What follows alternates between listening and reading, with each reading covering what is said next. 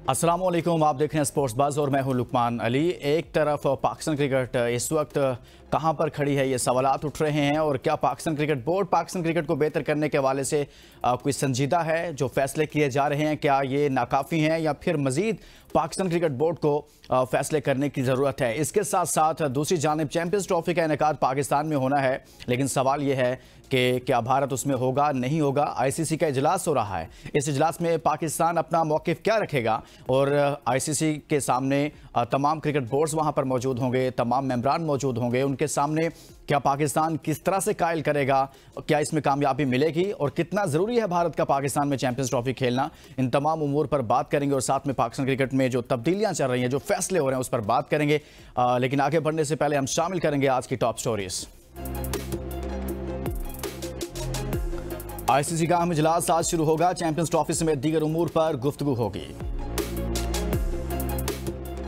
Hybrid model, neutral venue और फिर champions trophy Pakistan में होगी। फैंस फैसले के मुंतजिर। आईसीसी इजलास में चैंपियंस ट्रॉफी के वेन्यू की नहीं बल्कि सिर्फ बजट पर बात होगी, ज़राए का दावा। ग्लोबल T20 लीग कनाडा में खेलने के लिए बाबर, शाहीन और रिजवान को एनओसी ना दिए जाने का इम्कान। वुमेन्स T20 एशिया कप में पाक भारत टाकरा आज होगा। बीसीसीआई ने सूर्या कुमार यादव को भारतीय T20 टीम का नया कप्तान मुकर्रर कर दिया। दूसरे टेस्ट में इंग्लैंड वेस्ट इंडीज के खिलाफ पहली इनिंग में 416 रन पर ऑल आउट। बांग्लादेश ए का पाकिस्तान शाहीन्स के खिलाफ टॉस जीतकर बॉलिंग का फैसला। 375 रन, 2 खिलाड़ी आउट पर पाकिस्तान की बैटिंग जारी। मोहम्मद हुरैरा की सेंचुरी। राफेल नडाल का स्वीडिश ओपन में शानदार आगाज, पहले राउंड में लेवबर्ग को स्ट्रेट सेट में हरा दिया। और फ्रांस में पेरिस ओलंपिक्स का क्रेज आगाज से कबल ही उरूज पर। टॉप स्टोरीज आपने जानी है, इस पर बात करने के लिए हमारे साथ मौजूद हैं साबिक टेस्ट क्रिकेटर इकबाल कासिम साहब। इकबाल कासिम साहब, बहुत शुक्रिया सर, आपने हमारे लिए वक्त निकाला। पाकिस्तान क्रिकेट बोर्ड इस वक्त फैसले कर रहा है। जो हालिया पाकिस्तान टीम की परफॉर्मेंसेज रही हैं, बोर्ड ने एक मीटिंग भी की साबिक क्रिकेटर्स के साथ, उसमें आप भी शामिल थे। तो सबसे पहले तो हमें ये बताइएगा कि आपको संजीदगी नज़र आ रही है पाकिस्तान क्रिकेट बोर्ड में कि मुस्तकबिल को लेकर, या फिर सिर्फ ये दावे हैं, कुछ हेडलाइंस बनवाई जाएंगी, कुछ बातें होंगी और उसके बाद वहीं पर आकर खड़े हो जाएंगे जहां हमेशा से हम खड़े हैं? नहीं, मेरा ख्याल है कि मोहसिन साहब बिल्कुल संजीदा हैं, क्योंकि मीटिंग बुलाने का बुनियादी मकसद ये था कि वो ये मालूम करना चाहते थे कि जो इनके स्टाफ ने जो चीज़ें बनाई हैं वो क्या वाकई वो प्रैक्टिकली पॉसिबल हैं या नहीं है, या उसमें कोई ज़रूरत है तब्दीली की या नहीं। तो वो राय सीनियर क्रिकेटरों की बुला के उन्होंने ली और उसमें सब ने अपना अपना कंट्रीब्यूशन किया, बताया कि कहाँ कहाँ मिस्टेक हो रही है डोमेस्टिक लेवल पर और क्या किस तरीके से पाकिस्तान की क्रिकेट को हम बेहतर कर सकते हैं। Sikandar Bakht, Haroon Rasheed, Saleem Yousuf, Basit Ali, Azhar Khan, you name it, बहुत सारे लोग थे, सलीम अल्ताफ, बहुत सारे, काफी लोग पुराने लोग थे जो उन्होंने सबने अपना अपना हिस्सा डाला, अपना अपना कंट्रीब्यूशन दिया, अपनी अपनी बातें बताई। और उसका इमीडिएट इफेक्ट ये हुआ कि मोहसिन साहब ने ये बात तो बिल्कुल एग्री कर लिया कि जी जो डोमेस्टिक क्रिकेट खेलेगा वो ही पाकिस्तान टीम का हिस्सा बनेगा, उसके लिए लाजमी है।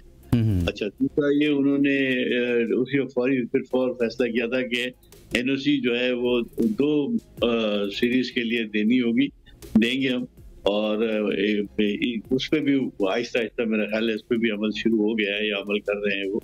फिर ग्राउंड की और पिचों के लिए उन्होंने जब सुनी अजहर खान से पूरी दास्तान की, किस तरह से मैचेस जो हैं एक ही सेंटर पे होते हैं और विकेटों में कोई दम नहीं होता, बिल्कुल बेकार हो जाती हैं, तो उससे प्लेयरों की परफॉर्मेंस जो है वो खराब होती है और क्वालिटी प्लेयर्स पैदा नहीं होते।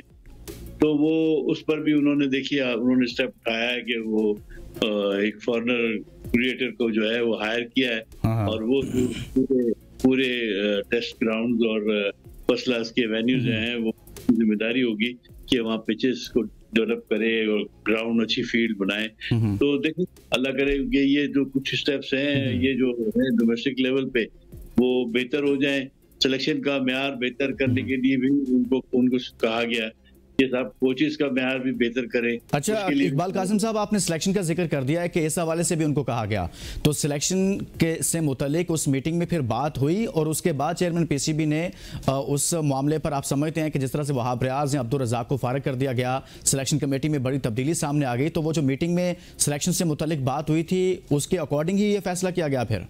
नहीं, मेरा ख्याल है कि वो ऑलरेडी ह्यू एंड क्राई तो पूरे जब से वो टूर्नामेंट पाकिस्तान को शिकस्त हुई है, बेतहाशा व्लॉगर्स और तज्जिया निगार और कमेंटेटर्स और सब रायज़नी कर रहे हैं और सब मोरद इल्जाम ठहराते हैं सिलेक्शन कमेटी को कि इनकी नाकिस कारकर्दगी की वजह से जो है वो टीम में जो है जेन्युइन प्लेयर, जो अच्छे प्लेयर थे वो पीछे रह गए और कॉम्बिनेशन जो है वो सही नहीं गया तो टीम के साथ। तो वो ये ऑलरेडी उनके दिमाग में तो चल ही रही थी, लेकिन हाँ ये कह सकते हैं कि जब ये सीनियर क्रिकेटर वहां बैठे और उनसे बातचीत की तो हो सकता है कि वो उनके जहन में ये बात पक्की हो गई कि यार ये सब कह रहे हैं और ये क्रिकेटर भी कह रहे हैं, तो मेरा ख्याल है कि इसमें कोई तब्दीली की जरूरत है। तो इसके बाद उन्होंने शायद वो तब्दीली की होगी, लेकिन एज फार एज प्योरली उस कमेटी की बुनियाद पर नहीं, मेरा नहीं ख्याल है कि उस तरह इन्फ्लुएंस पहले का उनके जहन में था।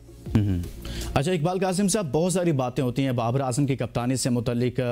कुछ लोग कहते हैं कि बाबर आजम को अभी भी कप्तान बरकरार रखा जाएगा, चैंपियंस ट्रॉफी तक आवाज़ें उठती हैं। तो उस मीटिंग में क्या कोई बाबर आजम की कप्तानी के हवाले से कोई बात बरकरार रखा जाए या नहीं, या कप्तान तब्दील करने से मुतल्लिक कोई बात हुई थी उसमें? टोटल नहीं, बिल्कुल नहीं। सिर्फ डोमेस्टिक, हम उस कमेटी का दायरे कार सिर्फ डोमेस्टिक क्रिकेट था और क्योंकि उन्होंने उनके जो स्टाफ डोमेस्टिक का जो डायरेक्टर थे उन्होंने प्रेजेंटेशन दी थी।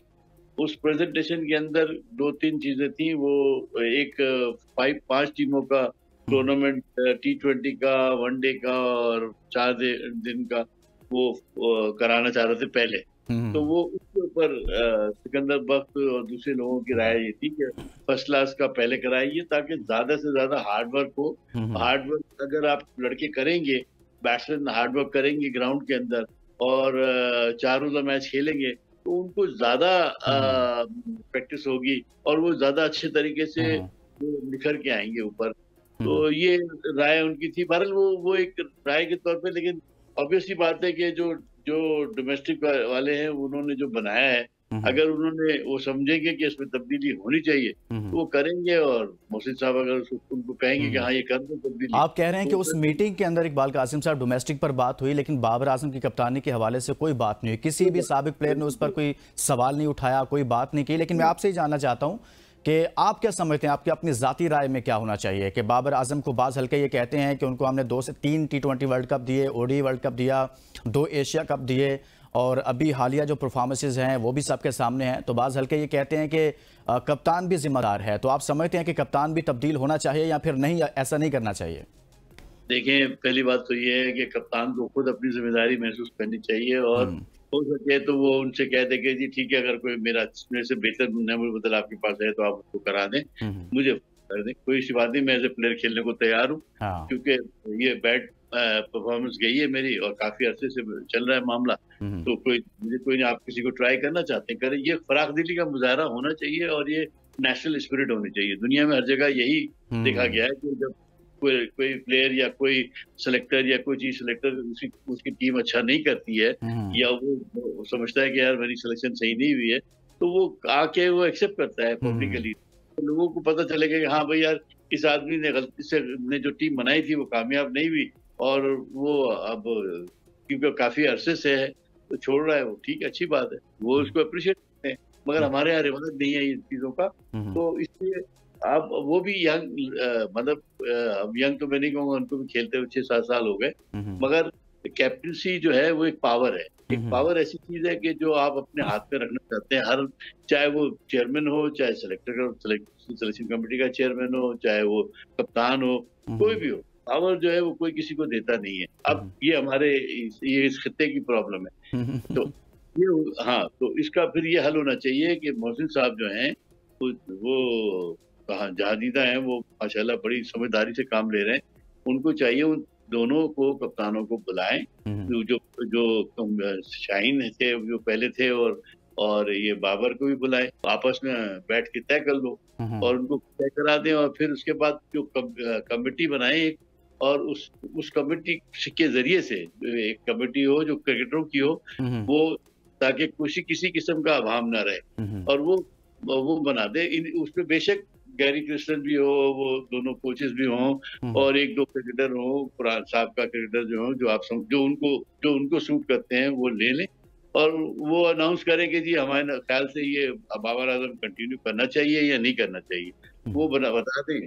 ठीक है, अच्छी बात है, तो पब्लिक को कोई इश्यू नहीं होगा। साबिक टेस्ट क्रिकेटर इकबाल कासिम साहब हमारे साथ मौजूद हैं। यहाँ वक्त तो एक ब्रेक का, ब्रेक के बाद वापस आएंगे तो मजीद बात करेंगे। Stay with us.